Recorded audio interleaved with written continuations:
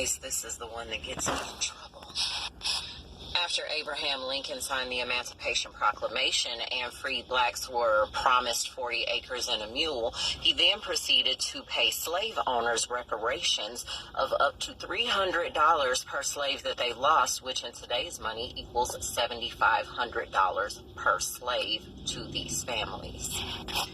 Fun fact about me is I had time this morning and I love numbers. So how much would black people actually be owed in reparations today? Well, since they were promised 40 acres and a mule and that was not paid up front, that then becomes a loan.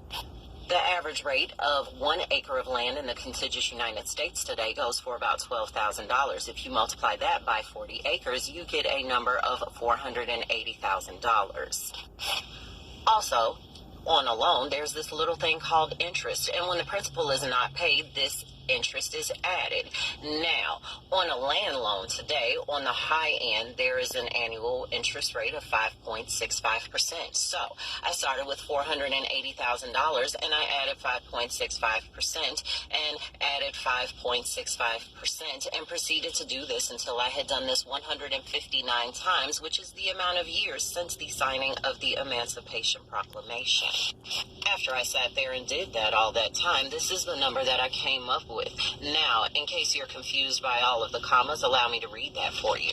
That says $3,343,727,866.38. This is not including the mule, back pay from about 400 years of free labor, countless wrongful death suits, and emotional distress so atrocious that it actually altered the DNA of black people and caused a genetic mutation that has been passed down through the mitochondrial DNA of African Americans for generations. You can look that up too. The United States doesn't have all this money, you say?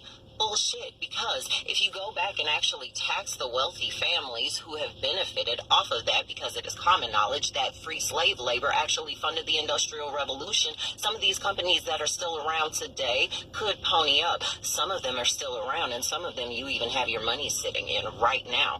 Also, if you tax the churches, back taxes for their part in this with the assimilation of African people, which set the stage for a lot of the oppression that black people have suffered in this country until this very day, you'd have the money easy. Any attorneys want to take the biggest class action lawsuit in human history before the Hague? Stitch this with a